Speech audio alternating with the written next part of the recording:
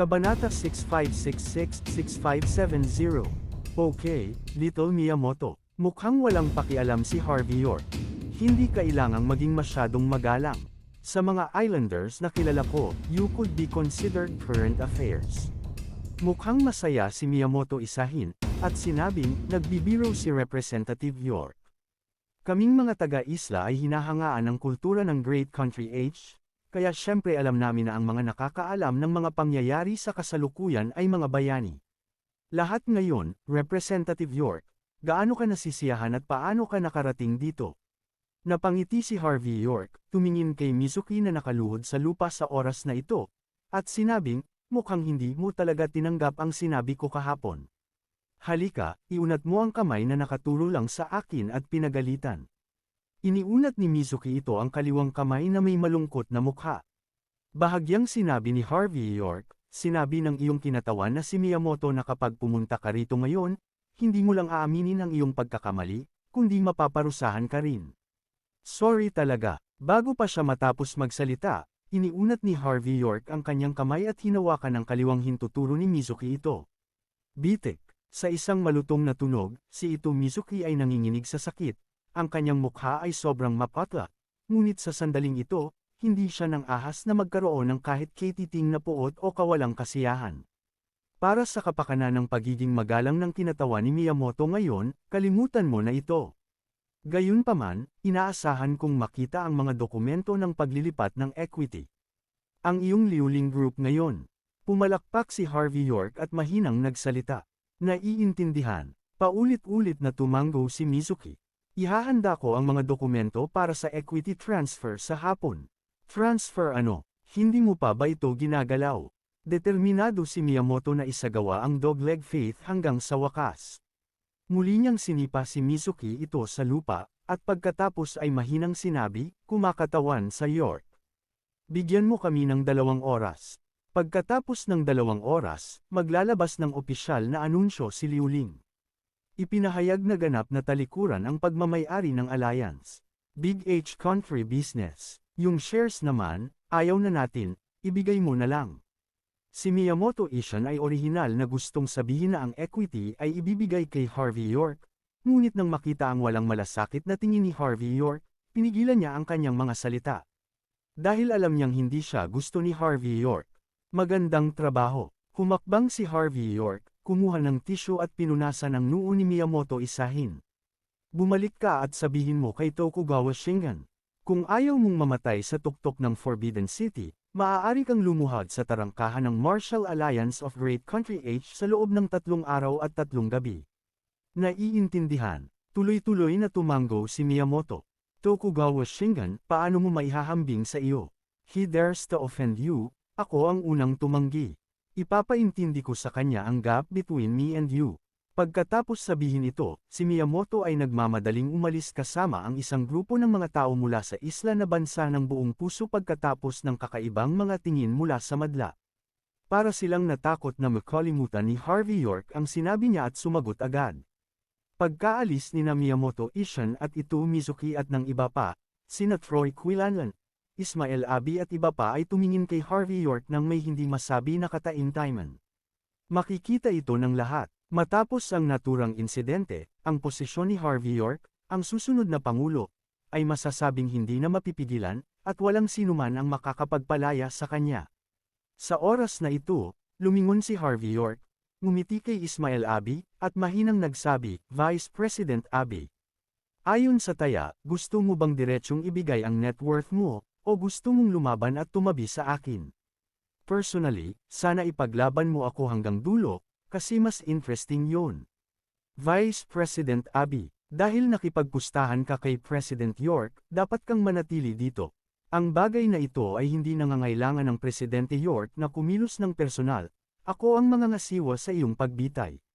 Nang hindi na hinintay na magsalita si Ismael Abi, tama na ang sinabi ni Troy Quinlan sa mga oras na ito. May isang taong tulad ni President York na mamumuno sa ating Great H Country Business Alliance sa susunod na ilang taon o kahit na mga dekada. Ang aming Great Country H Business Alliance ay nakatakdang gumawa ng patuloy na pagsisikap at lumikha ng higit na kaluwalhatian. Mula ngayon, kahit sinong hindi makisama kay President York ay hindi makakasama sa akin, Troy Quinlanlan. Nang marinig ang mga salita ni Troy Quinlanlan, bakas sa mukha ni Ismael Abi at ng iba pa ang kawalan ng pag-asa. Sa sandaling ito, naiintindihan nila kung ano ang ibig sabihin ng pagtatapos. Sinulyapan ni Harvey York si Troy Quinlanlan na may kalahating ngiti ngunit walang ngiti. Noong una, naisip niya na kung gusto ni Ismael Abi na lumaban, kailangan niya itong turuan ng leksyon. Ngunit ang pagiging mapagpasyahan ni Troy Quinlanlan ay naging malinaw kay Harvey York kung ano ang ibig sabihin ng pagiging damo. Matapos malutas ang mga problema ng Big H Country Business Alliance, si Harvey York ay maaaring ituring na chairman ng kumpanya. Bagamat wala siyang panahon para pangalagaan ang Big H Country Business Alliance buong araw, sa tulong ni Olivia Quinlanlan, at sa pagtutulungan ni Troy Quinlanlan, ang mga katutubo, naging mas simple ang mga bagay-bagay dito. Nang ipatupad ni Olivia Quinlanlan ang iba't ibang plano na matagal nang ginawa ni Harvey York, nasiyahan na si Harvey York. Marami siyang dapat gawin, ngunit wala siyang oras na mag-aksaya ng labis na pagsisikap sa Big H Country Business Alliance. Kasabay nito, ang isang lugar sa Walls Inc. ay mukhang isang lumang bayan. Si Buckhang Thompson ay nagpapatrolya sa isang uniforme ng seguridad sa sandaling ito. Habang naglalakad siya, lumingon siya sa likod. Bilang isang henerasyon ng Heijo Dragon King, ang lugar kung saan siya nagpakita ay tiyak na hindi simple. Huwag isipin na isa lamang siyang maliit na security guard sa labas ng lugar, ngunit sa katunayan, matagumpay niyang napasuko ang isang young master ng Royal Palace gamit ang kanyang mahusay na feng shui at misteryosong pamamaraan. Ang palasyong ito ay kabilang sa Hunt family sa Walls Inc. Sa kaalaman ni Buckhang Thompson, ang Hunt family of Walls Inc., ang pinuno ng 5 pamilya, ay dapat na mapanalunan. Noon pa lang, alam na niya na may problema sa feng shui ng Hunt family sa Walls Inc., at nakaramdam din ng manhid ang Old Lady of the Hunt family sa Walls Inc. dahil sa pangyayaring ito. Bilang isang henerasyon ng Heijo Dragon King, si Buckhang Thompson ay hindi lamang walang kapantay sa lakas ng pakikipaglaban, kundi pati na rin sa medisina, metapisika, pagsusugal at iba pa. Tiwala siya na basta gumawa siya ng hakbang, madali niyang malulutas ang problemang ito. Pagkatapos ay samantalahin ang pagkakataong makipagkaibigan sa nakababatang henerasyon ng Hunt family sa Walls Inc., pagkatapos ay kunin ang isa sa 3,000 ginto mula sa Hunt family, at magkakaroon siya ng pagkakataong makialam sa mga gawain ng Hunt family. Nang papasok na si Buckhang Thompson sa palasyo, biglang nag-vibrate ng marahas ang kanyang cellphone. Hoy, may problema ba? Sinulyapan ni Buckhang Thompson ang numero sa screen at kumonekta sa kalooban. Young Master Thompson, sorry, dinaigo ko ang iyong inaasahan. Hindi ko lang hinayaan na paalisin ni Miss ito si Harvey York. Nabalian din ang kamay ni Miss ito. At ang aking net worth ay nawala sa taya na ito. Young Master Thompson, kailangan mong magdesisyon para sa akin. Ano? Saglit na natigilan si Buckhang Thompson, at sa sumunod na sandali ay puno ng galit ang kanyang mukha. Kaya lang hindi ako nanalo sa Big H Country Business Alliance. Ito rin ang nagpapahirap sa babaeng gusto ko ng malaking kawalan. Nawala mo pa ang buong net worth mo. Basura. Ikaw ay malaking basura. Bagaman hindi ako nagkukulang nitong 10 bilyon, ngunit ang apelyido York, gusto mo bang mamatay? Pagkaraang pagagalitin si Ismael Abi saglit, tumingin si Buckhang Thompson sa Hunt family palace sa Walls Inc. na may lalong malalim na mga mata. Sa pagkakataong ito, bumalik siya mula sa Heijo King na may limitadong puhunan. Ang pagbihag sa kabisera ng ilang higanti sa Walls Inc. ang ugat ng kanyang pagbabalik bilang hari. Ngayong nabigo ang planong agawin ang business alliance ng Great Country H, hindi dapat mabaigo ang planong agawin ng Hunt family sa Walls Inc. Sa sandaling naisip niya ito, si Buckhang Thompson ay hindi nawala sa kanyang isip sandali, pagkatapos ay kinuha ang kanyang cellphone at nagpadala ng isang mensahe. Kinabukasan, nasa Walls Inc. ang Hunt family. Kahapon ng gabi, ang Old Lady of the Hunt family sa Walls Inc. ay biglang dumanas ng malubhang karamdaman, at nag-imbita siya ng maraming henyong doktor sa Walls Inc. ng magdamag, ngunit hindi niya malutas ang problema. Kahapon, isang mahiwagang doktor na medyo bihasa sa mga misteryo ng feng shui ang nagsabi na ang biglaang pagkakasakit ng matandang ginang ay maaaring may kinalaman sa feng shui. Madaling araw, personal na tinawagan muli ni Aaron Hunt si Harvey York. Gayunpaman, pagkatapos ng 2 beses na sunod-sunod na pagbaril ni Harvey York, may nangyari sa old lady ng Hunt family, kaya pinunari ng mga executive ng Hunt family ang pag-uugali ni Aaron Hunt. Sa madaling salita, bukod sa pag-imbite kay Harvey York sa pagkakataong ito, inimbitahan din ng Hunt family ang maraming feng shui masters mula sa buong mundo sa magdamag. Walang opinyon si Harvey York tungkol dito. Medyo curious din ako, malinaw na naresolba na niya ang problema, bakit na-aksidente na naman ang old lady of the Hunt family. Pagdating niya sa gate ng palasyo ng Hunt family, matagal nang naghihintay si Rachel Hunt. Matapos makitang paparating si Harvey York, magalang niyang binati si Harvey York at dinala si Harvey York sa gilid ng bulwagan ng palasyo. Pagdating sa side hall, sa oras na ito, nakikita ko ang maraming feng shui masters na umiinom ng tsaa at nakikipag-chat. Kung tutuusin sa pananamit ng mga taong ito, lahat sila ay maalikabok, halatang kagagaling lang nila sa ibang lugar, at huli na para magpalit ng damit. Ang iba ay nakasuot ng Daoist na damit, ang iba ay nakasuot ng casual na damit, at tila maraming multo, ahas at Diyos. Nang makita ang eksenang ito, medyo napahiya si Rachel Hunt at sinabi sa mahinang boses, "President York, ang aking ama at ako ay orihinal na nilayo na imbitahan ka na pumunta at tingnan muna. Ngunit dahil kay Liu Tiangang, at sa matandang ginang iyon, ito ang pangatlong beses dahil sa feng shui. Kaya, naramdaman ng ilang senior Hunt family na dapat silang maghanap ng mas maraming tao. Of course, they mean no disrespect to you, but safety first." Habang nagsasalita, dadalhin na sana ni Rachel Hunt si Harvey York sa main seat para maupo. Ngumiti si Harvey York at sinabing, "Hindi, manood tayo sa gilid." Tapos pumunta yung dalawa sa isang sulok at umupo. Hindi nagtagal pagkatapos umupo, lumitaw si Aaron Hunt kasama ang isang dosenang bodyguard. Dahil si Sunmin Hunt, ang matandang lalaki ng Hunt family, ay bumalik sa mount. Siya o si Aaron Hunt ang may huling say sa lahat ng usapin ng Hunt family. Sa oras na ito, tumango si Aaron Hunt kay Harvey York mula sa malayo, at pagkatapos ay time na sinabi, "Lahat, hindi ako magsasalita ng walang kaparirikan. Ang aking babae ay nagkaroon ng 2 aksidente kamakailan dahil sa feng shui. 2 araw lamang pagkatapos bumalik sa normal, lumanas muli ng malubhang karamdaman." Sinabi ng isang henyong doktor na 80% ng kanyang mga magulang ay naaksidente dahil sa feng shui. Kaya, sa pagkakataong ito, sa pamamagitan ng nagkakaisang desisyon ng senior management ng aming Hunt family sa Walls Inc., nag-imbita kami ng mga eksperto mula sa buong mundo. Iyon ay dahil ang isang tao ay may kakayahang direktang lutisin ang mga problema ng ating Hunt family. Old lady, she is too old, she can't stand toss again and again. At ako, ang Hunt family, ay nangangako dito na kung sino man ang makakalutas ng problemang ito, ako, si Aaron Hunt, ay kukuha ng 20% ng mga bahagi sa aking personal na pangalan upang pasalamatan ang taong iyon. Malinaw, ang katapatan na ipinakita sa oras na ito ay hindi kasing ganda ng ibinigay kay Harvey York dati, ngunit ito ay napakahusay. Nang marinig si Aaron Hunt na nagsasalita ng ganito, tumingin si Rachel Hunt kay Harvey York na may lalong nahihiyang ekspresyon. Bagamat ito ay isang desisyon na may mataas na antas, ipinapakita rin ito na walang tiwala kay Harvey York, isang feng shui consultant.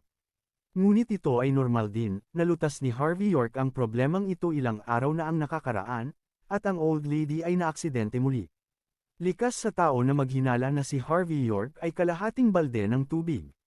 Walang pakialam si Harvey York, ngunit umiling kay Rachel Hunt, na nagpapahiwatig na ayos lang, at pagkatapos ay nagpatuloy sa pagpikit pasulong.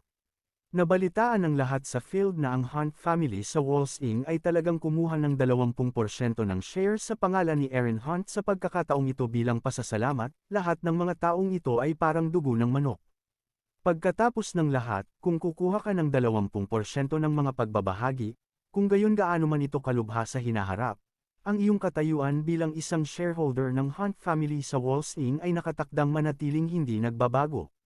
Hindi mo na kailangan gumawa ng kahit ano taon-taon, maaari kang kumita ng malaking pera sa paghiga. Kung tungkol sa iba pang benepisyong dulot nito, tulad ng pagbabago ng pagkakakilanlan, marami pa. Kaya sa sandaling ito, lahat ng mga feng shui master na ito ay nasa sabik na parang nakainom sila ng gamot. Mr. Hunt, bagamat hindi ko alam kung anong klaseng manloloko ang gumawa noon. Pero kung may tiyak na pamilya, tiyak na malulutas nito ng buo ang problema ng Hunt family. Mr. Hunt, nakita ko lang ito ng mga mata ng langit.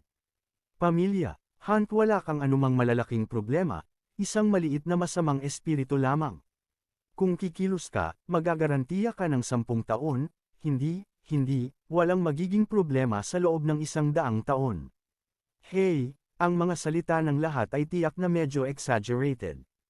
Ang mga monghe ay mga monghe, at ang mga monghe ay hindi nagsisinungaling. Kung gumawa ka ng isang hakbang, maaari mong lutisin ito sa isang kamay, at ikaw ay mauupo sa Hunt family sa loob ng 49 na araw, at siguraduhin na ang Hunt family ay makakaupo at makapagpahinga, lahat. Huwag makipag-away sa susunod. Isang grupo ng mga feng shui master, ang lahat ay nagkunwaring mga master sa oras na ito, ngunit bukod sa ugali ng mastery, mas marami silang drive tulad ng pangangamkam ng negosyo sa palengke ng gulay.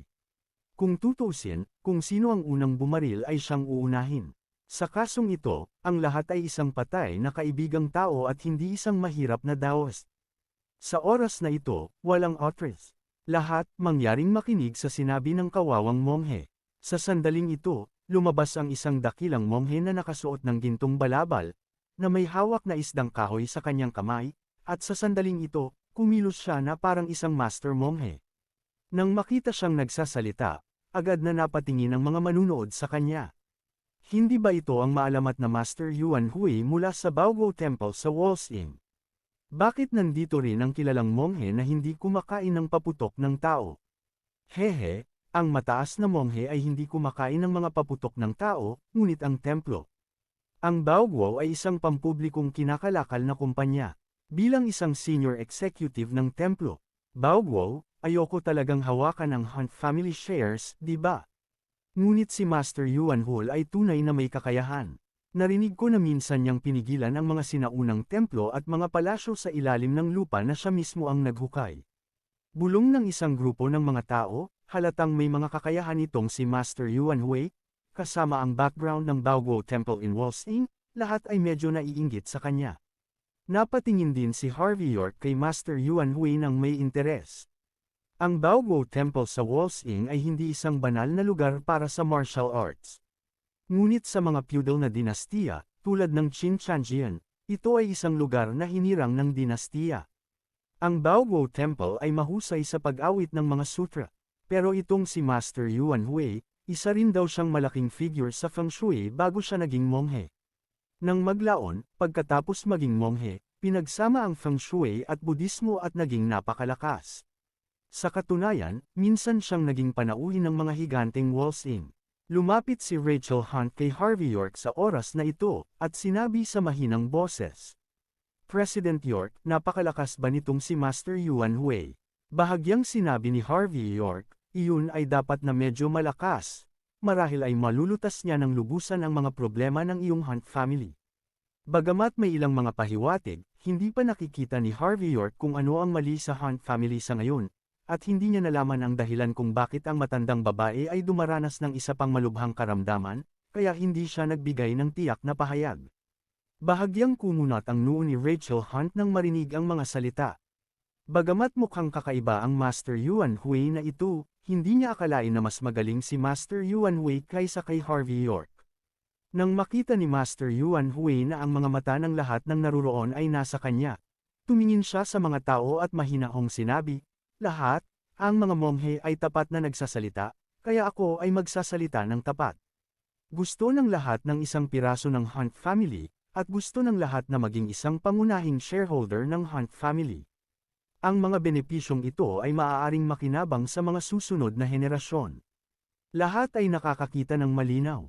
Pero ang problema, ang dami nating tao ngayon dito, hindi tayo magtutulungan para masolusyonan ang problema, hindi ba? Bukod dito, sa isang banda, ang matandang ginang ay nasa mahinang kalusugan at hindi makayanan ang pagpapahirap. Sa kabilang banda, kung ang lahat ay kumikilos ng sama-sama, ang kita ay hindi madaling ibahagi. Sabi ng lahat, oo o hindi. Nang marinig ito, lahat ng naruroon ay nagtinginan sa isa't isa ng may pagkadismaya. Pakiramdam na si Master Yuan Hui ay may malinaw na ideya at direktang itinuro ang pinakabuod ng kasalukuyang problema. Malaki ang benepisyo, lahat gustong manalo. Pero ang tanong, sino ang makakagalaw? Sino ang may karapatang bumaril? May kasabihan sa Budismo na wala kang mahihiling, tingnan mo lang ang sanhi at bunga. Nadama ng kaawa-awang monghe na ang dahilan at epekto na ito ay sa kanya. Ang kawawang monghe na iyon. Yung mga naruroon, kung may nag-iisip na ang kawawang monghe ay hindi kwalipikadong tanggapin ang karma na ito, gawin mo na lang. Ang kaawa-awang monghe ay magpapatunay na ang kaawa-awang monghe ay ang pinakakwalipikado at may kakayahang tumanggap ng karma na ito.